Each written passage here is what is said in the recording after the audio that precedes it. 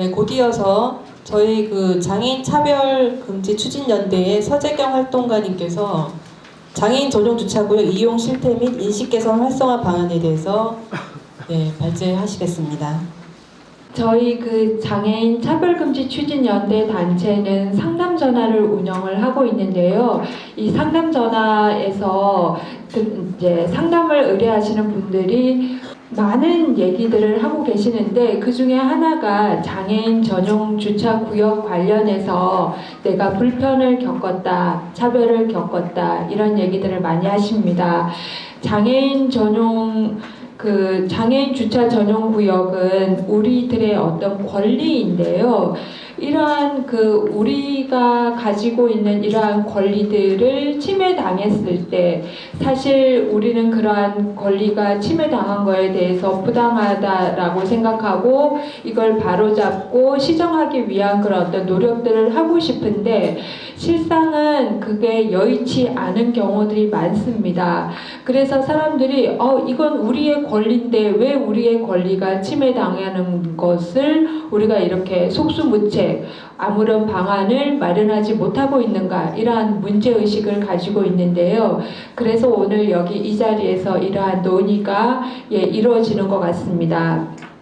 장애인 주차 전용 구역은 사실 우리가 장애를 가지고 있기 때문에 이러한 불편을 겪지 않기 위한 최소한의 우리의 어떤 권리를 보장받은 그런 보장을 담은 그런 어떤 법안의 한 내용으로 만들어져 있죠. 그죠? 그래서 이러한 어떤 법안의 권리가 실제 우리 사회에서 침해되지 않고 우리의 권리를 잘 보장받아야 되는데 그렇지 못한 경우가 많습니다. 그래서 이러한 지속적이고 반복적인 불편한 것은 차별이고, 이러한 차별 행위를 근절하기 위해서 우리가 오늘 이 자리에서 장애인 전용 주차구역을 이런 법안들을 좀 더 활성화하기 위한 방안들이 무엇이 있는가, 이런 것들을 모색하는 것이 목적이고요. 자, 장애인 전용 주차 구역을 한번 보면, 이 장애인 전용 주차 구역은 편의증진법에 이러한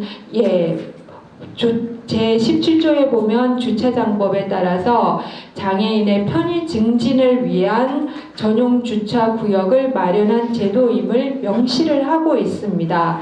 그리고 그 이용 대상자는 주차 가능한 자동차 표지를 받은 표지 발급을 받은 본인이나 보행상 장애가 있는 장애인이 탑승한 차량이 이용 대상자가 되어 있고요. 그리고 이러한 건축물의 높이나 승강 설비에 이르는 통로들은 법적으로 유효폭이나 아니면 길이나 평형 주차 형식의 경우에는 따로 이런 폭이나 길이 등이 명시가 되어 있습니다. 그런데 이제 문제는 뭐냐면, 이러한 장애인 전용 주차구역 이용 대상자나 이러한 통로나 주차구역의 크기나 폭, 길이, 이런 것들이 법안에 명시가 되어 있지만 이것들이 실제 그 법은 명시가 되어 있을 뿐이고 이게 잘 지켜지지 않고 있다는 게 문제입니다. 저희 장출연이 2010년도에 공공근린시설을 모니터링을 했었는데요. 그 중에 우체국하고 우편 취급소, 그리고 주민센터에 한번 장애인 전용 주차구역 실태를 한번 살펴보면은, 우체국의 경우 저희가 15곳을 조사를 했었는데, 이때 장애인 전용 주차구역이 3% 이상 설치가 되어 있느냐는 물음에 아니오라고 대답한 부분이 절반이 이상이 넘었습니다. 그리고 이 출입구에 가장 가까운 곳에 설치가 되어 있고 너비와 길이가 휠체어 사용자가 승하차하기에 충분하냐라는 이 질문에도 저희가 모니터링을 해봤더니 절반 이상이 아니오라고 그 조사 결과가 나왔습니다. 우편 취급국 같은 경우는 우체국보다 좀 더 열악했고요. 그리고 이 2012년도에 이제 저희가 공공근린시설을 모니터링을 다시 해봤더니 여기서는 저희가 그 문화예술, 그러니까 예를 들어서 박물관이나 미술관 이런 것들을 좀 조사를 했었거든요. 그랬더니 2010년도에 우편 취급소나 주민센터 또는 우체국보다는 조금 전용 주차 구역이나 그 다음에 너비와 길이, 승하차기에 충분한가 이런 것들에 대해서 조금은 그래도 개선이 된 걸로 나왔어요. 그런데 문제는 뭐냐면 2012년도 저희가 은행을 68곳을 조사를 했는데요. 이곳의 경우에는 굉장히 장애인 전용 주차 구역도 제대로 설치가 안 되어 있고, 그 다음에 전용 주차 구역의 그 너비와 길이도 법적으로 명시한 그런 어떤 폭과 넓이의 길이가 보장되어 있지 않는 그런 어떤 열악한 상황에 처해 있었습니다.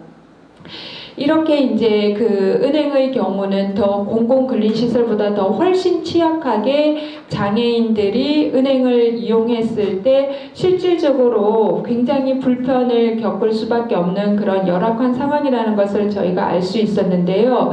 그렇다면 이제 실생활에서 실제 우리가 집에서 생활하면서 겪는 그런 또 불편은 어떤 불편들이 있었는지를 차별 사례를 통해서 좀 살펴보면은 저희 쪽으로 접수된 사례를 중심으로 제가 정리를 했는데요.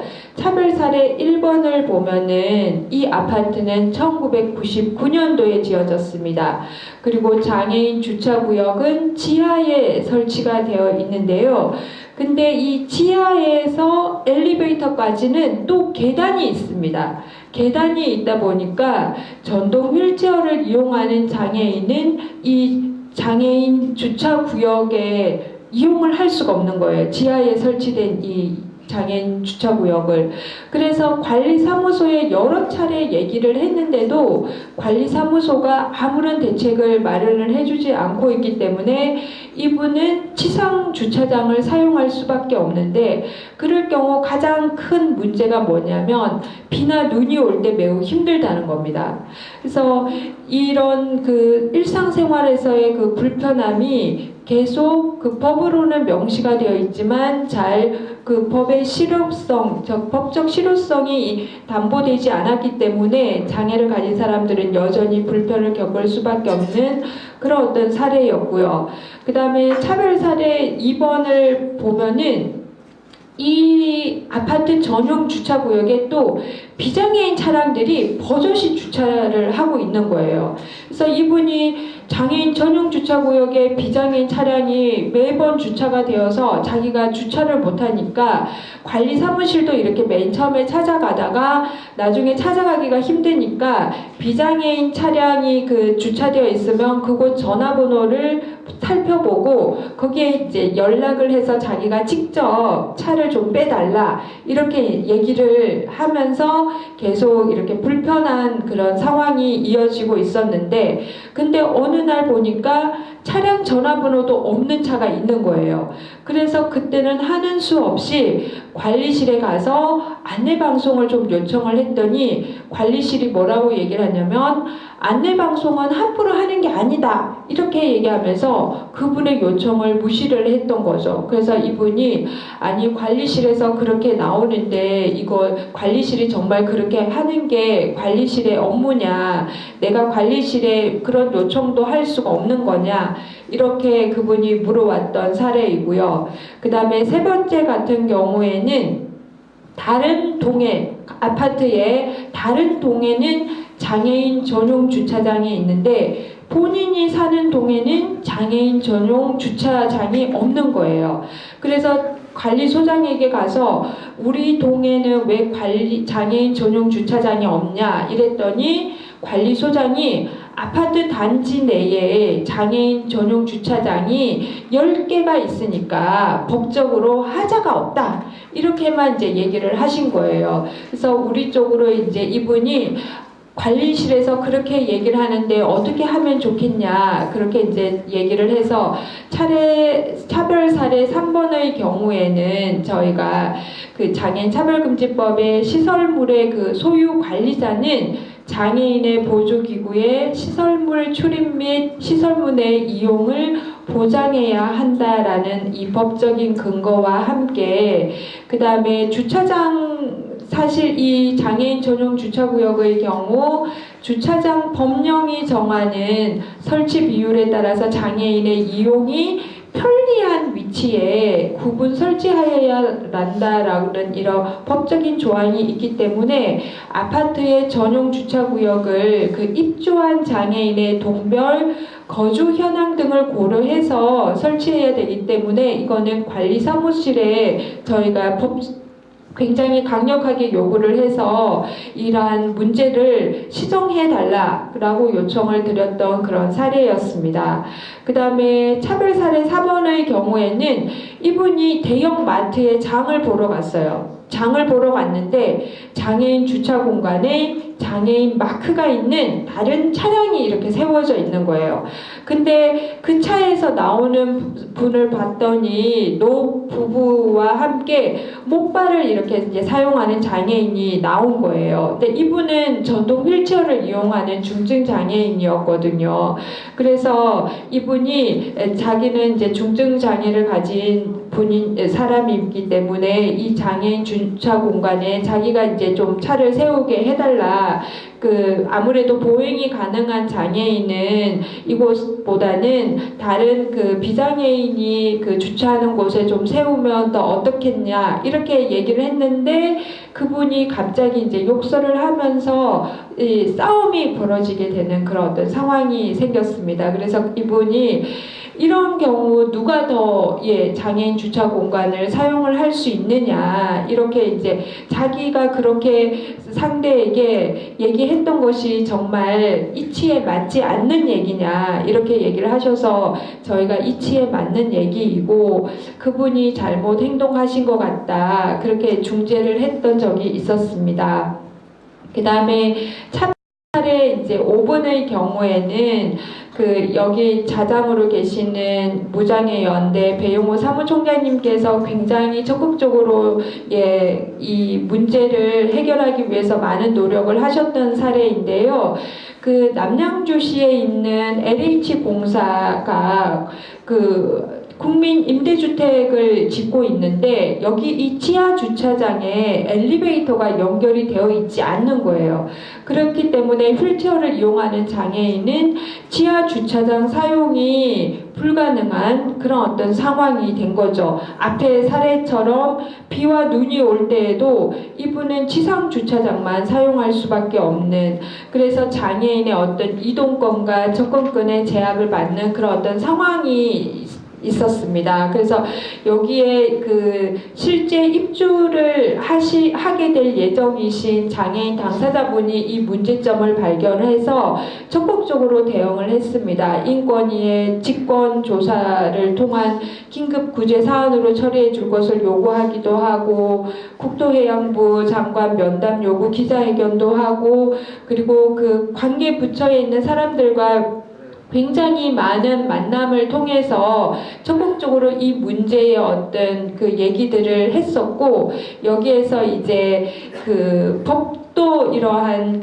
국민연구 장기 공공 임대주택의 경우 지하 주차장의 경우에는 이러한 주거동과 분리해서 이렇게 다시 만들겠다 이러한 법적인 법 개정을 하겠다 이러한 입장들을 좀 이제 얘기를 하시고 그 다음에 설계 변경이 어려울 경우에는 비가림막을 설치해서 접근성 마련도 하겠다 이러한 입장을 취하기도 하셨는데 근데 저희가 이 장애인 전용 주차 구역의 경우에는 여러 가지 지금 앞으로 해야 할 활성화 방안 중에 여러 가지 해야 할 일들이 많은데 제일 중요한 거는 장애인 전용 주차구역 설치 비율을 확대해서 추진하는 방안들이 가장 필요하고요.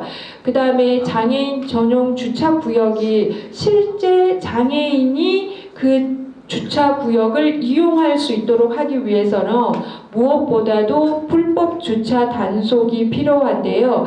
지금 현재는 이 불법 주차 단속이 잘 이루어지질 않고 있습니다. 왜냐하면 그 관할 공무원이 이 지금 행정 업무를 담당하고 있는데 다른 업무와 같이 중복해서 하다 보니까 실질적으로 이러한 그 불법 주차 단속에 대한 업무에 전력을 다하지 못하고 있어요. 그래서 단속 공무원의 어떤 인원이나 예산의 어떤 어려움 때문에 이런 것들이 실질적으로 이루어지지 못하고 있는 부분에 대한 어떤 개선 방안들이 필요합니다. 그래서 주차 단속 보조 요원의 단속도 권한도 또 좀 강화해야 할 필요성이 있습니다.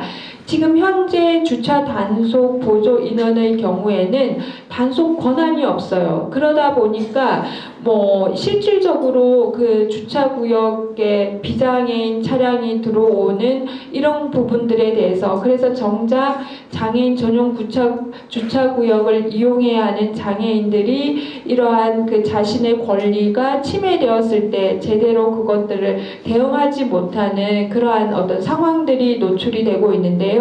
그래서 이런 그 장애인 전용 주차 구역에 대한 그 불법 주차를 단속하는 인원에 대한 증원이 필요하고 이러한 인원들이 에 대한 단속 권한도 좀 강화하는 그러한 어떤 실질적인 활성화 방안들이 뒷받침이 돼야 할 겁니다. 그래서 향후 장애인 전용 주차 구역을 우리가 가장 우리의 어떤 권리로 잘 옹호하기 위해서는 일단 그 아파트 장애인 전용 주차 구역의 법적 기준도 좀 준수가 되어야 되고요. 그 다음에 아파트 장애인 주차 구역과 장애인의 이용이 편리한 위치에 구분 설치되어야 되는 문제, 그 다음 지하 주차장 내 엘리베이터가 설치가 되었을 경우 이것이 접근성을 확보해서 장애를 가진 사람들이 특히나 전동 휠체어를 이용하는 장애를 가진 사람들이 이 지하 주차장을 잘 이용할 수 있도록 이러한 내부 설계 등은 굉장히 중요한 것으로 파악이 됩니다. 그 다음에 그 향후 이제 그 주차 단속 보조 요원의 경우에는 이것이 단순 어떤 노동직 이런 어떤 일시적인 어떤 업무의 어떤 성격으로만 그치는 게 아니라 계약직이나 정규직 전환 등으로 좀 해서 장기적인 일자리와 또 업무의 전문성을 확보할 수 있는 그래서 사회적인 어떤 일자리 창출 등의 어떤 그 파급 효과를 가질 수 있는 그러한 어떤 활성화 방안도 매우 필요하고요. 그리고 지금 현재 이 범칙금 을 10만 원씩 부과를 하고 있는데 이것도 매우 실효성을 갖고 있지 못한데 이러한 문제를 보완할 수 있는 그런 다양한 정책 개발이 마련이 되어야만 장애인 전용 주차 구역이 우리의 어떤 권리로서 우리가 그 장애인 전용 주차 구역을 이용하는 데 있어서 불편을 겪지 않고 우리의 어떤 정당한 권리로 좀 더 우리 일상생활에 차별받지 않고 불편을 겪지 않고 이용할 수 있는 그러한 제도로 정착화되지 않을까 싶습니다. 네, 이상입니다. 장애인 인권위는 우리 장애인도 인간의 그 존엄성을 지니고 있으므로 기본적인 권리를 주장하고 대우를 받을 수 있어야 합니다. 또 당연히 받아야 된다고 역시 본인도 그렇게 생각을 하고 여러분들도 그렇게 항상 생각을 가지고 있어야 됩니다. 지난번에도 한번 말씀을 드렸던 것이 생각나지만 이렇게 13가지 인권의 법규가 있습니다.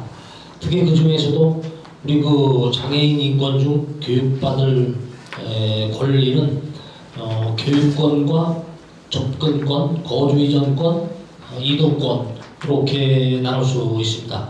특히 그 교육권은 동등한 기회에 따라 차별 없이 교육받을 수 있는 권리와 통합교육으로 학교 편의시설 확보 등 특수학급 추가 설치 등을 볼 수가 있습니다. 우리 그 경기도 교정에서도 지금 우리 그 특수교육에 대해서 상당히 많은 강조를 하고 있습니다. 그래서 아마 이 광교지구에도 아마 특수학교가 지금 공립이 설치될 개교가 될 예정으로 되어 있습니다. 자, 그것만 해도 상당히 우리 그 장애인들한테는 좋은 교육시설이 되지 않을까 이렇게 생각을 합니다. 본인은 꼭 이렇게 뭐 일개 시군에 하나 정도는 그래도 공립학교, 특수학교가 있어야 되지 않나 이런 생각을 가지고 있습니다. 그래서 우선적으로 지금 새로 이 주택시설이 들어오는 이 광교지구에 바로 아마 우리 그 특수학교가 설립될 이러한 계획으로 되어 있습니다. 또 두 번째는 접근법인데 장애인을 둘러싸고 있는 모든 환경적 요인으로 시설물, 설비, 정보, 서비스 접근 등이 가능을 해야 됩니다. 제일 중요하다고 생각합니다. 우리가 어디든지 접근을 할 수가 없으면 가서 부딪혀서 일을 할 수도 없고 또 그 이후에 사람을 만날 수도 없고 그렇기 때문에 아주 매우 중요하다고 보이고 또 거주 이전권인데 탈시설화 및 시설 선택권으로 거주지 편의시설 확보, 시설 운영의 유연화로 인한 공공시설 및 교육시설에 대한 선택이 자유로워야 합니다. 그리고 이동권은 이동수단 확보로 도로, 횡단보도, 육교, 지하철 등 교통 편의시설이 완비되어야 한다고 이렇게 보고 있습니다. 그러면 그 학교 편의시설 설치 법적 근거는 장애인 차별금지법 제8조 정당한 편의의 내용 8조 법 제14조 제1항 제6호에 따라서 교육 책임자가 제공해야 할 사항은 다음 각호와 같다는 그런 내용이 있습니다. 그 첫 번째는 원활한 교수 및 학습 수행을 위한 지도 자료가 있고 두 번째는 통학과 관련된 교통 편의, 세 번째는 교육기관 내 교실 등 학습 시설 및 화장실, 식당 등은 교육 활동에 필요한 모든 공간에서 이동하거나 그에 접근하기 위하여 필요한 편의시설, 설비 및 이동 수단을 갖추어야 된다고 이렇게 법적으로 되어 있습니다. 또 학교 편의시설 설치 법적 근거는 정당한 편의시설의 정의로서 장애인 차별금지법 제4조 2항에 정당한 편의라면 장애인이 장애가 없는 사람과 동등하게 같은 활동에 참여할 수 있도록 장애인의 성별, 장애의 유형 및 정도, 특성 등을 고려한 편의시설 설비, 도구, 서비스 등 일적, 물적, 재반 수단과 조치를 말합니다. 또 학교 편의시설 설치 법적 근거 중에서 장애인, 노인, 임산부 등의 편의 증진 보장에 관한 법률을 보면은 제 첫 번째로 장애인, 노인, 임산부 등이 생활을 영위함에 있어 안전하고 편리하게 시설 및 설비를 이용하고 정보에 접근하도록 보장함으로써 이들의 사회활동 참여와 복지 증진에 이바지함을 목적으로 하고 있습니다. 또 제11조 및 동법 시행규칙 제4조 및 제3차 편의 증진 국가종합 5개년 계획 및 장애인 차별금지법 제14조 제1항 및 제3항 및 동법 시행규칙 8조 및 제9조 별표 이와 같습니다. 그 다음에 그 2010년도에서 2012년도 전국 학교 편의시설 전수조사 내용을 살펴볼 것 같으면 먼저 2010년도 전국 특수학급 설치 초중고의 장애인 편의시설 설치율을 보면은 그래도 특수학급이 설치되었기 때문에 약 한 거의 70%대로 이렇게 그래도 편의시설이 설치가 되었습니다. 그 다음에 2011년도 전국 특수학급 미설치 초중고의 장애인 편의시설을 보면은 아주 부진하게 나와 있죠. 그래서 초중고등학교 각 비율을 보면은 뭐 한 50%대 정도밖에 이렇게 안 돼 있었습니다.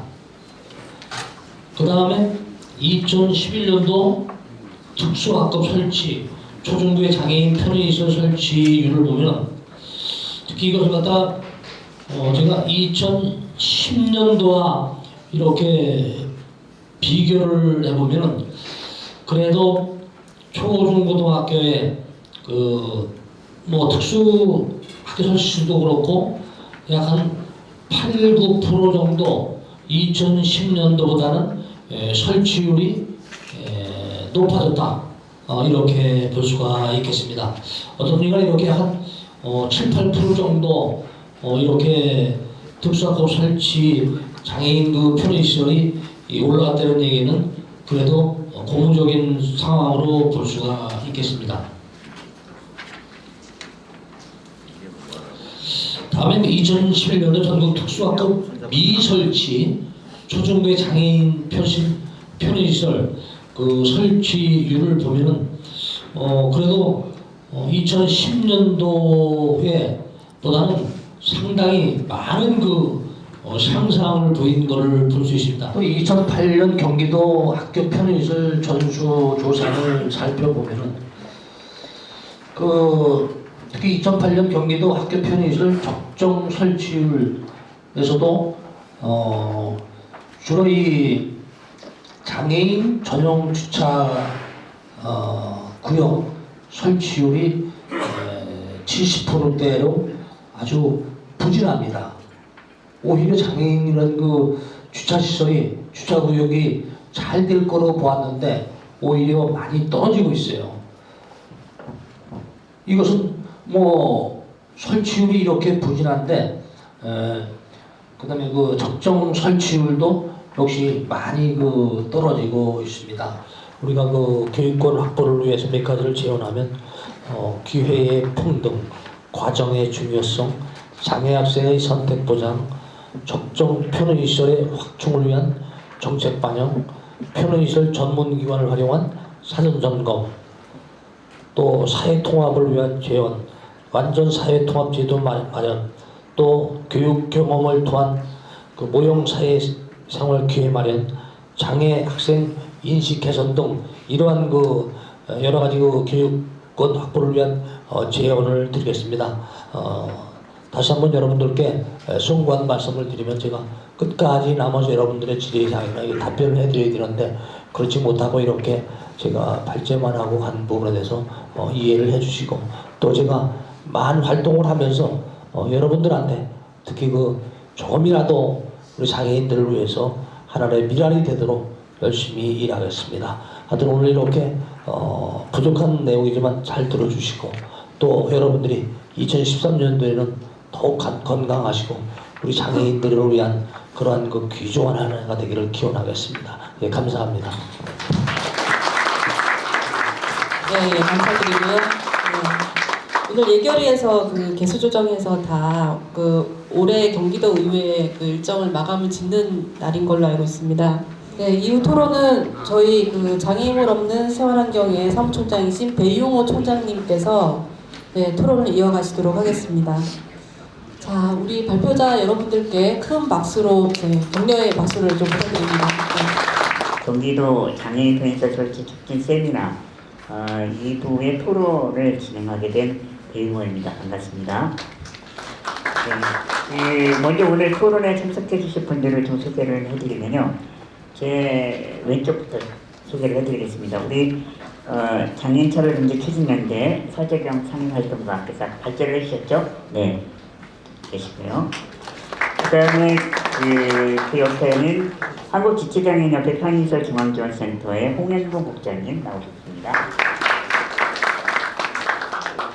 그 다음에 칼럼니스트 정현석 활동가님 나오셨습니다. 네.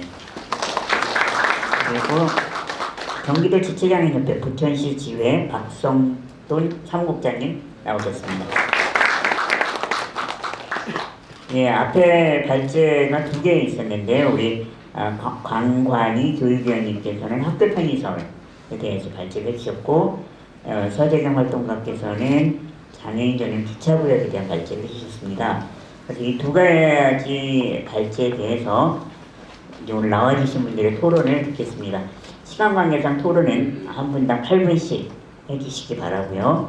순서는 여기 순서지에 나와 있는 대로 토론을 진행하겠습니다. 먼저 홍영건 국장님 토론 부탁드립니다.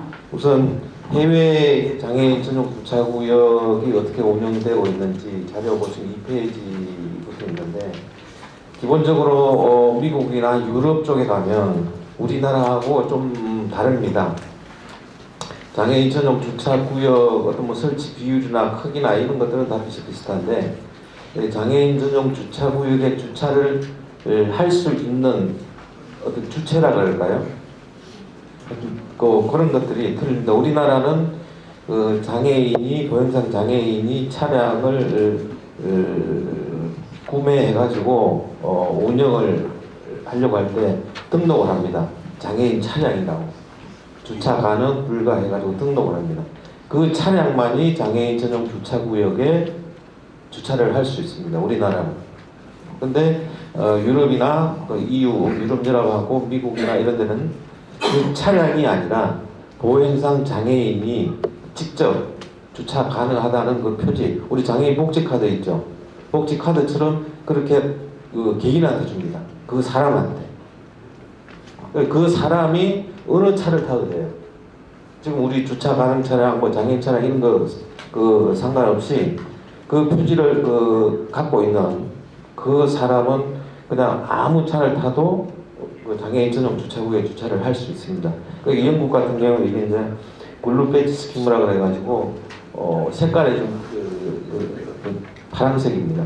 그래서 이제 블루 배지인데, 이 제도를 영국뿐만 아니라 뒤에 가면 미국도 그런 식으로 운영을 하고 있다. 우리나라 뒤에 가서 말씀을 드리겠지만, 우리나라의 지금 장애인 전용 주차구역 운영의 제일 문제점이 이거다. 제일 고쳐야 할 거는 이거라고 생각을 합니다. 영국 같은 경우에는 주차구역을 입안했을 때 과태료가 얼마나 되냐면은 1,000파운드. 지금 하나로 뭐 환율 계산은 얼마인지 모르겠는데 한 200만 원 정도. 그 장애인 전용 주차구역에 되는 순간에 뭐 한 달 생활비는 확 날아가는 거겠죠. 그러니 절대 아마 될 수 없을 겁니다. 일단 미국 같은 경우에도 똑같이 유럽의 블루 배지 스키머 제도처럼 개인한테 차량이 주차 가능하다, 이런 걸 주고 있고, 그다음 주마다 조금씩 다르긴 한데 임시 장애인, 임시 주차 가능 표지도 발급을 하고 있습니다. 뭐 골절을 입어서 잠시 동안 장애인이 된 그런 사람한테도 발급을 할 수 있도록 하고, 미국 같은 경우에도 과태료가 뭐 그거는 이제 처음 위반이냐, 두 번째 위반이냐, 세 번째 위반이냐에 따라서 5번째 위반까지 하면은 $1,000면 지금 한 120만 원 정도 되나요? 그렇게 하고 또 50시간 사회봉사 뭐 이런 식으로까지 하고 있습니다. 그리고 미국에는 주차 공간을, 우리나라는 지자체 주차장 조례에 의해서 2에서 4% 주로 이제 3%를 하고 있지만, 미국 같은 데는 주차 대수에 대비 표로 보시면 6페이지죠. 표를 보시면 한 대에서 25까지는 무조건 한 대 설치해야 된다. 일본 같은 경우에도 원래 우리나라하고 비슷하게 운영을 하고 있는데, 일본에는 주로 이제 제도적인 움직임보다도 일본에는 어떻게 보면 우리나라를 지금 인식 개선 운동이죠. 마음으로 우러나는, 그래서 양보를 하는 이런 식으로 이제 운영을 하고 있고, 일본 같은 경우 설치 비율은 한 1% 정도 된다고 합니다. 그런데 우리나라보다는 조금 더 잘 운영되고 있는 것 같아요. 그다음 위반 사례들은 주로 보면은 뭐 주차 불가 차량이 주차를 한다거나, 그다음에 제일 문제가 되는 거는 이제 보호자 주차 가능 차량인데, 이 부분이 제일 현재로서는 좀 도덕적 해이 현상으로 좀 문제가 되지 않나 싶습니다. 그리고 그보다 더 뒤에 이제 보시면 8하고 9페이지 이제 표로 나와 있는 걸로 보시면, 원래는 장애인 복지법에도 장애인 차량이 있고 편의정리법에도 장애인 주차 가능 차량이라는 게 있습니다. 근데 이 두 제도가 원래는 틀립니다. 장애인 복지법상에 나와 있는 그 장애인 자동차 표지는 장애인 자동차 사용 표지는 일반 노상 주차장에 장애인이 불법 주차를 했을 경우에 단속, 가태료 단속 위주가 아니라 좀 그 계도 위주로 장애인에게는 그 가태료를 끊지 말고 계도 위주로 하라고 그런 제도를 운영하는 게 이제 장애인 복지법이고, 편의정지법에 나와 있는 장애인 전용 주차구역으로 주차 가능 요구는 정말로 보행상 장애인인 사람들이 그 주차장을 이용할 수밖에 없으니까 이용하도록 하는 제도인데, 이거를 지금 우리나라는 두 개를 혼용을 해가지고 사용하고 있습니다. 이 제도를 개선을 좀 해야 될 것 같고, 그 다음에 두 번째 그 쿠표지는 접근성 표지의 문제. 요거는 뭐 실제 이용하고는 관계가 없는데 사실 인식의 문제입니다. 그 픽토그램을 보시면 표준형이 나와 있고 그 아래에 실제로 경기도 지자체 뭐 여기 계신 분 계신지 모르겠는데 가평군, 뭐 남양주, 그다음에 평택 이런 데 보시면 실제 표준형하고는 완전히 색다른 이상한 픽토그램을 사용하고 있다. 이런 부분에 있어서도 어떤 그 주차구역 내지 장애인에 대한 인식 개선 차원에서 표준형을 써야 되지 않을까 이렇게 생각합니다. 그 다음에 12페이지를 보시면 장애인 전용 구역 설치율 문제가 있습니다. 지금 대부분 지자체의 조례로 3%를 하고 있습니다. 근데 이게 좀 부족하다는 게 지금 여기서 제가 뭐 수치적으로 하다 보니까 복잡한데 실제 우리나라 2010년도 등록 장애인은 한 250만 정도, 현재도 한 250만 정도 하는데 그렇게 되고, 그리고 또 많으신 횟수가 많겠죠. 몇몇 국회의원분들이 이거 노인한테도 여기를 주차 가능하게 해줘야 된다, 임산부한테 해줘야 된다, 이렇게 입법 개정안을 자꾸 올리고 있습니다. 3%를 그대로 두고 그러면 더 부족해지겠죠. 그럼 그렇게 하려면 거기에 대한 그 퍼센티지를 더 늘려야 되지 않나, 그런 생각입니다. 그 다음에 4번 같은 게 요게 이제 아까 말씀드린 그겁니다. 차량에다가 주차 가능한 한 표지를 주다 보니까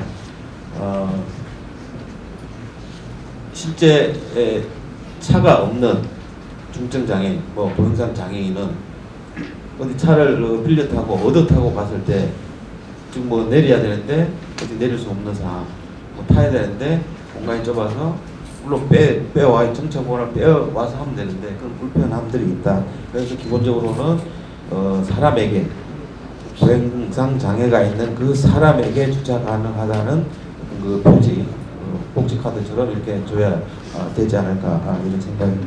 시간이 좀 지났는데 조금만 더 하겠습니다. 그다음에 보행상 장애인의 어떤 표준 그 복지부에서 나와 있는 기준 고시에 보면 너무 그 광범위하게 그 보행상 장애인 기준을 잡아놨습니다. 예를 들어서 기체 하지 5급 정도면 사실은 그 주차 가능 표지가 안 나와도 다른 일반 주차 구역을 이용할 수 있을 정도 되는데 거기까지도 다 해놨다는 거. 예를 들어 그러고 여러 가지로 좀 나와 있습니다. 그 다음에 아파트 같은 경우에 그 다음에 뭐 회사, 오피스텔이나 이런 데 보면 거기 근무하는 사람들 아니 거주하는 사람들은 그 장애인 주차구역이 내 전용이라고 생각합니다. 내 개인 전용이라고 생각을 하는데 현재는 그 앞으로는 아파트나 이런 데는 전용으로 하게끔 해야 되겠죠. 근데 현재까지는 전용이 아닌데 그 전용이라는 것 때문에 이제 문제가 좀 그 장애인끼리 좀 싸우는 현상이 발생되지 않나 싶습니다. 그다음에 단속 주체 제일 문제가 단속 이런 것 주차 대수가 부족하면 실제로 불법 주차한 차량을 제대로만 단속을 해도 좀 여유가 있을 텐데 이 단속 자체가 안 되는 게 구조적으로 될 수가 없습니다. 현재 제도상으로는. 그래서 많이 나오는 게 어떤 그 이용자 단체에게 위탁을 해서 단속을 철저하게 하면은 몇 년간만 해도 그 다음부터는 정말 인식이 제대로 돼서 주차하지 않을 거 아니냐 뭐 그런 부분도 있고, 그 다음에 요즘 그 15페이지 넘어가고 16, 15페이지 보면 스마트폰 같은 게 있는데 일자리 창출 같은 건 당연한 거고 활성화 방안에 있어서 스마트폰 같은 경우에 지금 행정안전부하고 전국 지자체하고 해가지고 생활 불편 민원 신고 스마트폰 신고 제도해가지고 스마트폰 쓰시는 분들 그 앱을 그 다운받으면 그 사진 2장만 찍어가지고 보내면 바로 이제 거의 과태료가 떨어지는 걸로 봅니다. 지금 그게 있으니까 스마트폰 쓰시는 분은 생활 불편 스마트폰 신고 앱이라는 걸 한번 그 다운받아서 써보시기 바라고요. 그 다음에 그 신고 보상금 제도라든지 뭐 이런 것도 한번 볼만 하고 지금 우리 그 제가 쭉 문제점을 말씀드리면서 그 끝에 이제 그 대안을 말씀드렸는데 이런 부분 하나 있고요. 그 다음에 학교에 대해서 잠깐 조금만 말씀드릴 부분이 있습니다. 지금 학교에는 기본적으로 편의점집하고 장차법에서 편의시설 설치하도록 되어 있는데 그 기본 뭐 장차법도 사전에 차별 금지하는 거지만 기본적 그 크게 비중 있게 보면 장애인 차별금지법은 사후 구제에 너무 그 비중 좀 집중하고 있는 부분이고 편의정리법은 사전 어떤 건축물에 대한 사전적인 이제 차별 금지를 하고 있는데 장차법에 보면 교육 시설에 대해서 장애인이나 그 보호자가 정당한 편의를 요청할 경우에 뭐 정당한 사유 없이 거절하지 못한다 이렇게 되어 있습니다. 근데 예를 들어서 성감기 수직 이동을 못해서 학교를 못 가게 되는데 이제 내가 입학을 하려고 하는데 성감기가 없어서 성감기 설치해 주십시오 했을 때 성감기 설치가 단순 뭐 금방 되는 것도 아니고 그것도 뭐 돈이 많이 들어가는데 그런 부분에 있어서는 정당한 장애인이나 보호자가 요청이 없더라도 사전에 사실은 돼 있어야 됩니다. 근데 편의정리법에서는 당연히 돼 있으면 좋은데 편의정리법도 그게 계단으로만 뭔가 해도 되고 성관계로 해도 선택적 상황으로 되어 있어서 수직 이동 안 되는 부분에 있습니다. 이런 부분에 대해서 좀 문제가 있는 것 같고 그 다음에 그 학교 같은 경우에는 그 건축법에 의해서 특례로 나와가지고 지자체 어떤 그 허가를 납득하고 내부적으로 교육청 내부에서 감독청이 돼가지고 승인을 받고 뭐 하는데 이 부분에서 실제로 저희 우리 전국에 뭐 지원센터가 있는데 센터에 지자체로 안 들어가니까 센터에 오지도 않겠죠. 그래서 전문기관의 그 검토를 거치지 않고 바로 하다 보니까는 좀 안 좋은 일들이 예를 들어서 비용을 들여서 설치를 했어요. 설치를 했는데 이게 경사로가 6분의 1이다 그러면 엄청 위험한 겁니다. 편의시설이 뭐냐면은 편리하고 안전하게 이용하는 거예요. 6분의 1이라는 거는 미뤄졌을 때는 편리할 수 있겠지만 안전에 위배되는 거거든요. 그 지금 돈을 들여놓고 학교 같은데 많이 설치했는데 안전에는 상당히 취약한 거예요. 근데 이런 문제들이 있다. 그래서 이런 것들은 전문기관에 어떤 그 반드시 의뢰를 해서 할 수 있도록. 그 참고로 그 학교시설 촉진법에도 보면 소방시설은 소방서장의 동의를 얻어서 하도록 되어 있습니다. 그럼 그런 것 같은 제도를 좀 준용해서 편의시설도 하면 좋지 않을까 이런 생각을 해보면서 시간이 많이 지났는데 이것으로 고맙습니다. 감사합니다. 일단 우리나라에서 가장 이제 문제되는 몇 가지를 지적을 해주셨는데 저도 이제 차 중심이 아니라 사람 중심으로 토지가 가야 된다라는 거에 적극 찬성을 합니다. 제대로 도입 못하고 있는 가장 큰 이유 중에 하나는 남용에 대한 우려이죠. 지금도 사실은 그 장애인의 가족이나 혹은 보호자가 장애인을 동행하지 않는 상황에서 이용하는 비율이 굉장히 많거든요. 그래서 저도 보면 늘 저는 주차할 곳 없는데 항상 장애인 동승하지 않은 비장애인이 차에서 내리고 이러면 굉장히 열받고 그러죠. 그런 일들이 사실 굉장히 많은데 이제 이게 사람에게 주면은 휴대용으로 들고 다니게 되니까 더 빌려주지 않겠느냐라는 게 우려가 있습니다. 그래서 그럼에도 불구하고 저는 이제 어쨌든 그러한 우려는 있을 수밖에 없는데 그런 남용을 하는 사람들은 늘 있을 수밖에 없다. 근데 우리가 소수의 남용을 하는 사람들 때문에 다수의 많은 장애인들이 불편을 겪어서는 되지 않지 않나 하는 생각이고요. 또 우리 장애인들과 그 가족들도 이제는 좀 인식을 바꿔서 장애인 가족이 먼저 장애인을 주차구역을 좀 지키는 그런 모습을 좀 보여줘야 되지 않을까 하는 생각이 듭니다. 또 하나 문제가 되는 게 이제 아파트 같은 경우에는 사실은 이게 자기 것도 아니고 자기 것이 아닌 것도 아니고 그렇죠. 그래서 주민 간의 가장 많은 갈등과 불화의 원인이 사실은 주차장이고 장애인용의 주차구역입니다. 그래서 사실은 장애인들이 대놓고 싸우기도 참 힘들고, 왜냐하면 이웃 주민하고 싸워야 되는 문제이기 때문에 이겨도 나중에 거기서 거주하기가 힘듭니다. 이게 주민 간에 이제 불화가 생겨버리면. 그래서 참 문제 해결하기가 어려운 문제라서 잘 좀 풀어가야 될 문제인 것 같습니다. 좋은 말씀 감사드리고요. 그 다음에는 우리 그 박성돈 사무국장님, 네, 토론해 주시겠는데, 그동안 말씀이지만 시간을 꼭 준수해 주시기 부탁드리겠습니다. 제가 도민촉진단도 활동을 하면서 느낀 점들과 몇몇 가지 자료들을 토대로 준비한 토론 자료가 있어요. 2012년 10월에 파이낸셜 뉴스의 기사를 보면 국회 행정안전위원회 소속 강기훈 의원님이 보건복지부로부터 제출받은 자료에 장애인 전용 주차구역의 불법 주차 신고 건수가 2012년 8월 말까지 총 24,186건으로 지난 2008년 3,831건보다 6.3배가 늘었다고 합니다. 불법 주차 신고에 대한 미처리 건수도 지난 2009년부터 올해 8월 말까지 총 28,692건이나 되었다는데, 이것을 과태료로 환산해 보니까 28억 9,920만 원이라는 어마어마한 큰 액수가 나오는데요. 이런 상황에서 지금 아마 지금도 장애인 주차구역에 불법 주차를 하는 얌체족들이 좀 많이 있다고 지금 봅니다. 근데도 지자체에서는 예산과 인원 부족을 이유로 신고를 접수해도 단속을 나가지 않는 것으로 드러났고요.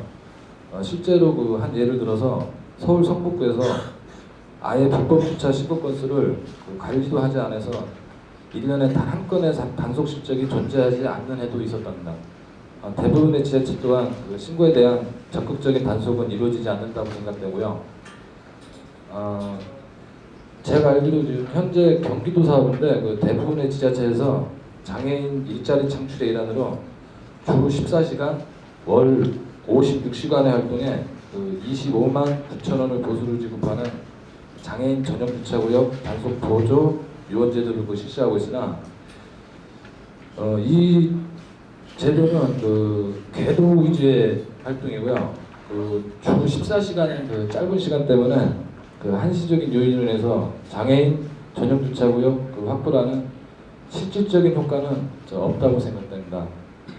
제가 거주하는 부천시의 경우 월 25만 9천 원의 보수로 20명의 장애인 전용 주차구역 단속 보조 유언제도를 운영하고 있으나 한정된 시간에만 제도를 목적으로 궤도를 목적으로 운영되는 사업이기 때문에 변하는 것이 없었다고 생각합니다. 제가 도민촉진단으로 불법 주차 단속 궤도를 한번 나가봤는데요. 출퇴근 시간 전후로 보면 장애인 주차구역에 비장애인 차량이 80% 이상 주차가 되어 있었거든요. 근데 이걸 관공서를 가보니까 오전 9시에서 10시 사이에 거의 비장애인 차량이 거의 많았다고 보고요. 대형마트는 오후 3시 정도 되니까 각 집에 이제 가정주부님들께서 많이 오시잖아요. 근데 아마 장보러 오셨는데 자리가 없으니까 그냥 무작정 장애인 전용 주차구역에 주차를 하다 보니까 이거 완전 무법천지가 되더라고요. 우리 지에서 단속한 결과를 보면 위반했던 차량이 엄청 많습니다. 그래서 저희가 올해 8월에 한번 집중적으로 단속을 해봤는데 8월 9일날 오전에 아파트 주차장에서 적발된 차량이 오후에 체육시설 주차장에서 또 적발됐습니다. 이게 같은 차량이고요. 또 아파트 단지에 가서 궤도를 해봤더니 매번 적발되는 차량이 항상 자기가 적발됐던 그 자리에다가 다시 또 주차를 하고 있었어요. 근데 이 위반하는 차량이 딴 데도 자리가 있습니다. 근데 항상 그 자리만 되는 게 장애인 전용 주차구역이 일반 주차구역보다 면적도 넓고 또 출입구에 가깝다는 점을 좀 악용하는 사례라고 봅니다. 부천시의 경우에 2011년 그 6월에 지차장의 1급인 그 이모 씨가 그 부천시내 대형마트에서 장애인 전용 주차구역에 비장애인 차량이 불법 주차를 하여 주차가 어렵다고 그 단속 요청을 했는데요. 그 부천시에서는 인력 부족을 이유로 그 적극적인 조치를 취하지 않아서 국가인권위원회로부터 이것이 장애인 차별행위라고 24시간 단속을 권고받은 적도 있습니다. 그래서 저희 지에서 그 위반 차량 신고 민원 제기와 장애인 전용 주차구역에 관한 조례 제정을 목표로 그 두 가지 방향으로 그 일을 추진해 봤는데요. 첫째는 연간 그 150에서 200건 정도의 그 위반 단속 실정이 있는 부천시에 민원 제기를 위해서 8월에 저희 지에서 집중적으로 그 조사해 본 결과 한 2, 3일에 50건에서 100건 정도를 할 수 있었어요. 근데 마음만 먹으면 인원만 충분히 단속할 수 있는 인원이 많았다면 하루에 100건이든 200건이든 가능했다고 봅니다. 제가 업무를 보면서 짧은 시간에 혼자 돌아다녀 봤는데 그 단속한 결과가 하루에 50건 정도도 충분합니다. 이것을 볼 때는 단속은 거의 이루어지지 않고 신고한 것만 마지못해서 그 과태료를 부과하고 있는 것이라고 생각되고, 이 결과를 갖고 저희 지회에서 그 부천시 노인 장애인과 여기도 지금 우리 팀장님께서 와 계신데요. 그 담당과에 그 장애인 전용 주차구역 그 단속 인원하고 그 애로사항에 대해서 그 질의한 결과 단속 인력이 그 시에 1명, 구 3명, 동 36명으로 공무원이 40명이고 그 단속 보조요원이 20명으로 총 60명이라고 하였습니다.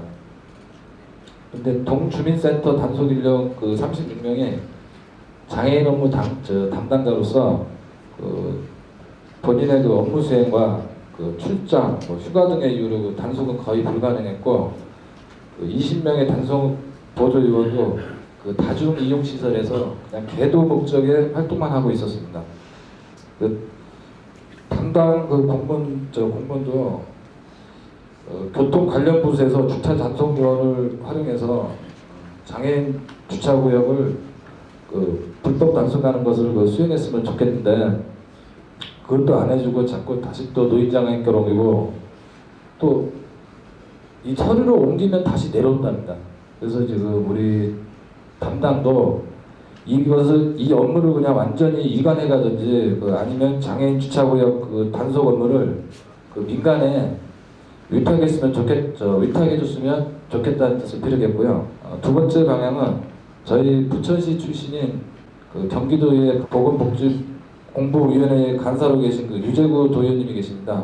그 도의원님과 많이 협조해서 그 장애인 전용 주차구역에 관한 도 조례 제정을 위한 작업을 지금 하고 있습니다. 부천시 우리 담당 공무원께서 그 위반 차량 단속 업무는 그 비영리 단체에 민간 위탁하는 문제는 그 시민들에게 제재를 가해야 되는 사항이기 때문에 그 상위법이 있어야 된다고 말씀하셨거든요.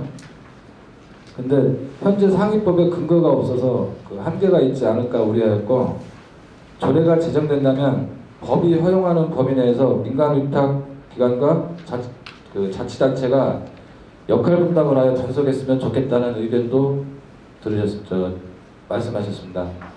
그래서 저희 지에서는 그 경기도협회하고 그 유재구 도의원님과 그 수차례 면담을 했으면 그 위원님께서 그 조례를 위해 자료를 그 조사하던 과정에서요, 그 경기도의 자문위원님께 그 자문을 받았는데 이 업무는 그 민간에 위탁하는 것이 위법사항이 아니라는 그 답변을 들으셨답니다.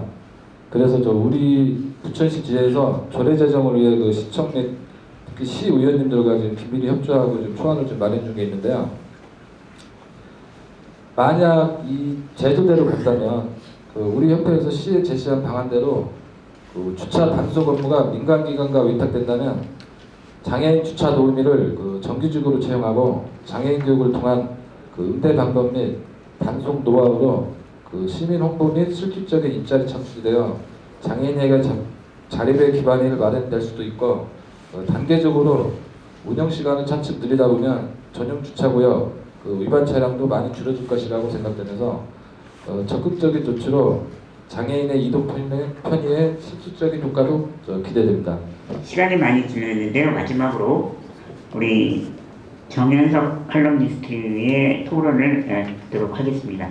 시간을 꼭 지켜주시길 다시 한번 부탁드리겠습니다. 저는 제가 학교를 다녔던 때가, 초등학교를 다녔던 때가 1980년대 후반에서부터 1990년대 중반까지였습니다. 그러다 보니까 초등학교 때 이렇게 다니다 보면 이렇게 뭐 올림픽이 열리기 직전이어서 뭐 우리는 자랑스러운 올림픽 국민 뭐 이렇게 써있기도 하고, 아니면 뭐 올림픽 주제가가 이렇게 자주 나오기도 하고 그랬었던 것으로 기억합니다. 그때 그 선생님들 얘기를 들어보면 여러분들의 부모님들이 굉장히 많이 뭐 이렇게 공부하는 부분에 있어서 이렇게 애를 많이 쓰셨기 때문에 우리나라는 앞으로 더 발전할 것이고 여러분들도 열심히 하면 더 잘 살 수 있다라고 얘기를 했던 것을 기억합니다. 하지만 지금 이제 올림픽이 끝난 지 25년 정도, 내년이면 딱 25년이 됩니다만은 그 기간, 그렇게 오랜 시간이 흘렀음에도 불구하고 어떤 학교 내의 장애인들의 편의시설이라든지, 아니면 편의시설은 있습니다만은 이 장애인들이 일단 그런 편의시설의 미비라든지 부족으로 인해서 또 차별을 받고, 그게 나중에는 어떤 저학력이라든지 이런 부분으로 이어져서 또 다른 문제가 되고 있는 상황이 아닐까 싶습니다. 저는 지금 여기 들어올 때 제가 목발을 짚고 나왔습니다만은 제가 작년인가요?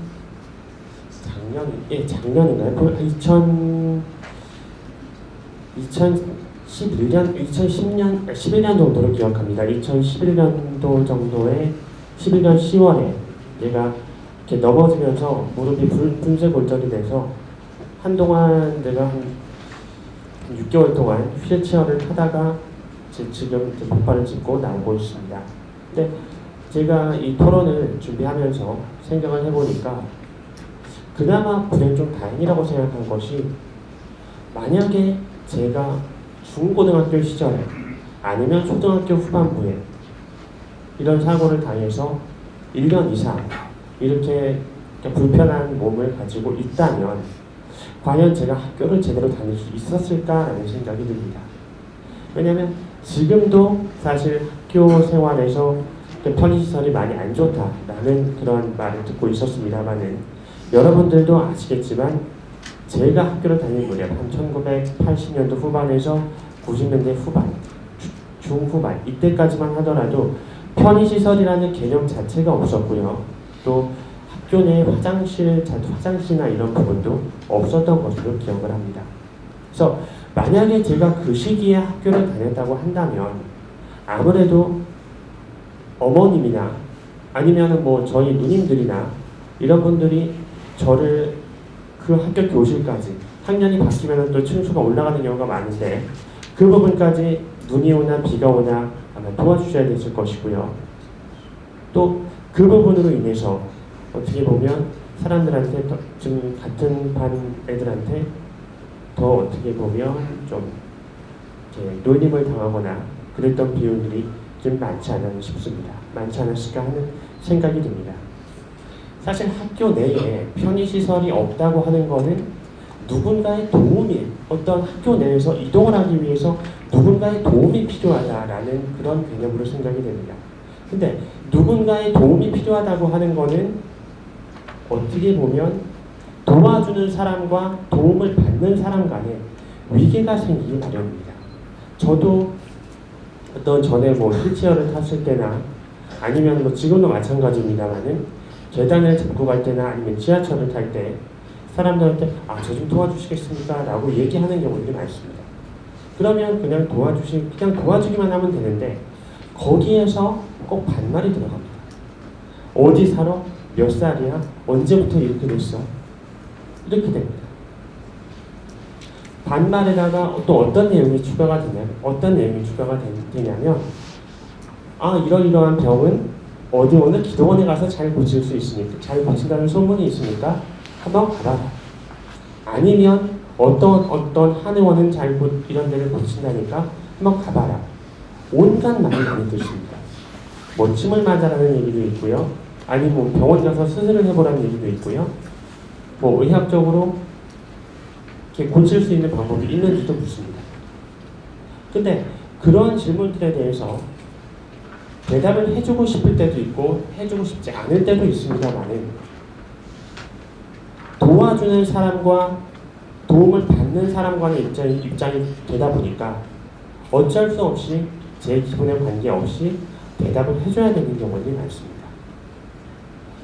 학교 안에서 이런 편의시설들, 뭐 아까 뭐 특히 화장실 시설을 강조해서 말씀을 해주셨습니다만은 이런 시설들이 제대로 갖춰져야 되는 이유가 1차적으로는 우선은 장애인 학생들의 학력에 대한 문제라고 봅니다.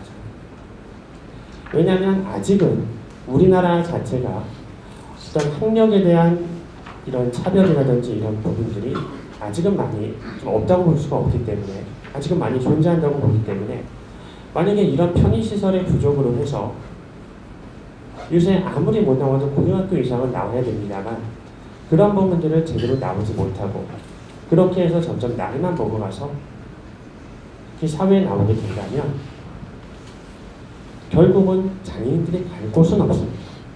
갈 곳이 없습니다. 일을 하고 싶은데 몸이 건강하지 않으니 일을 할 수도 없고, 아니면 요새 재택근무가 점점 늘어나고 있는데 재택근무를 하고 싶어도 할 수가 없습니다. 최소한 고등학교까지는, 대학까지는 뭐 방송통신대학도 있고 여러 가지 선택이 있고 그렇습니다만은 적어도 고등학교만큼은 시설이, 어떤 편의시설이 구분이 되어야 합니다. 제대로 만들어질 수 있어야 합니다. 그리고 왜 또 이런 편의시설이 만들어져야 되는 부분이냐면 예를 들어서 이런 편의시설이 갖추어지지 않아서 취업을 하지 못했습니다. 장애인이 취업할 곳이 없어서, 어떤 사람이 취업할 곳이 없어서 집에 방치가 됩니다. 집에 방치가 된다고 하면 결과적으로 그 학생이 아니면 그 성인이 된 장애인의 삶은 집에 있다가 누군가의 보살핌을 계속 받을 수밖에 없는데, 예전에는 어떤 가정 자체가 대가족이 많았기 때문에 부모님이 돌아가신다라고 하더라도 누군가가, 어떤 형제들이 십시일반으로 모아서 어떤 장애를 가진 동생들이나 형제의 어떤 삶을 지원해 준다거나 이런 부분들에 대해서 기대를 할 수가 있었습니다. 근데 요즘 같은 경우는 뭐 아이를 안 낳는 부부들도 많겠습니다만은 아이를 낳아도 한둘이기 때문에 중에 아이를 넷을 낳는데 한 명이 장애인이다라고 하면 그거는 25%가 되지만, 가정 내 자녀 중에 장애인 비율이 25%가 되지만, 만약에 2명 중에 한 명이 장애인이라면 그 부분은 2배로 뛰게 되고요. 또 한 명을 낳았는데, 첫째 뭐 예를 들어서 아이를 낳았는데 그 아이가 장애인이라고 하는 경우에는 둘째 아이를 낳을 것이냐, 그러니까 그 아이의 장래를 위해서 둘째 아이를 낳을 것이냐, 아니면 둘째 아이를 낳았어도 그 아이에게 짐이 되지 않기 위해서 이 장애 아이의 치료라든지 이런 부분에 전념을 할 것이냐, 고민에 빠질 수밖에 없습니다. 왜냐하면 학교에 데리고 가려면 누군가가 항상 신경을 써줘야 되는데 학교에 편의시설이 없기 때문에 아이를 낳는 순간에도 고민이지만 낳고 난 이후가 더 고민이 됩니다. 그리고 그 다음으로 또 말씀드리고 싶은 것이, 사실 이런 편의시설 같은 부분이 없어서 장애인이 사회에서 어떤 보호를 받아야 되는 계층으로 전락을 하거나, 아니면 어떤 학업을 갖춰서 사회에 나오게 되거나, 어떤 방편이든 아직 우리 사회 자체가 이런 인프라 같은 게 완벽하지가 않기 때문에 예산을 쓸 수밖에 없습니다. 장애인들에 대한 예산은 들어갈 수밖에 없는데 똑같이 들어가야 되는 예산이라면 결국 어느 시기에 어떤 장애인에게 들어가야 될 것이고 또 앞으로 장애인에 대한 문제뿐만이 아니라 이제는 우리나라 사회가 고령화 사회이기 때문에 노인 문제도 분명히 들어가게 될 겁니다. 그러면 이 부분들에 있어서 과연 장애인들을 어떤 편의시설을 갖추게 해서 요새 재택근무라든지 이런 부분들이 조금씩 늘어나게 된다면 조금씩 더 늘어나고 있으니까 어떤 그런 일자리가 생기면 장애인 우선으로 채용하게 돼서 어떤 밖으로 나오는 장애인의 수를 늘려줘야만 합니다. 그렇지 않으면 장애인에 대한 예산도 일단 들어가게 되고요. 지금과 같이 장애인에 대한 예산도 들어가게 되고 또 일단 고령화가 되고 있기 때문에 그 부분에 대한 예산도 들어가야 됩니다.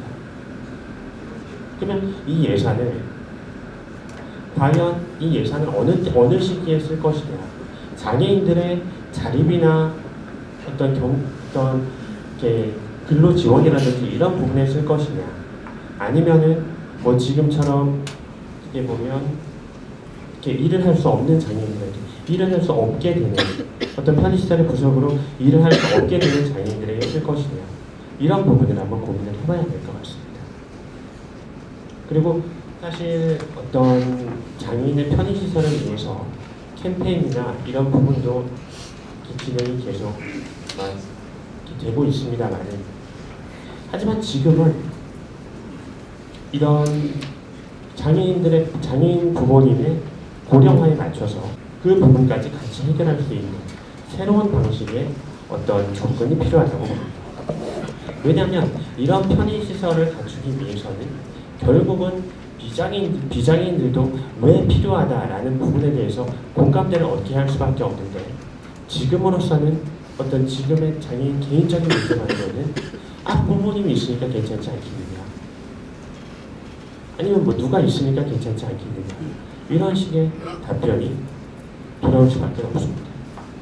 그렇기 때문에 일단은 지금까지는 장애인 개인의 어떤 교육권이나 생존권이나 이동권 부분에 또 초점을 맞췄다면, 이제부터는 그것뿐만 아니라 다른 부분에 있어서도 어떤 우리 사회의 노령화 문제나 고령화 문제나 아니면 뭐 핵가족화 문제나 이런 부분까지 같이 좀 아우를 수 있는 그런 접근이 필요하지 않을까 싶습니다.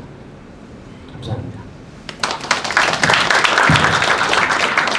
오늘 그 두 분 발제 그리고 토론회 여기까지 긴 시간 동안 참여해주신 모든 분들께 감사드리고요. 오늘 또 귀한 발제와 토론으로 함께해 주신 분들께 감사드립니다. 이것으로 토론회 마치도록 하겠습니다. 고맙습니다.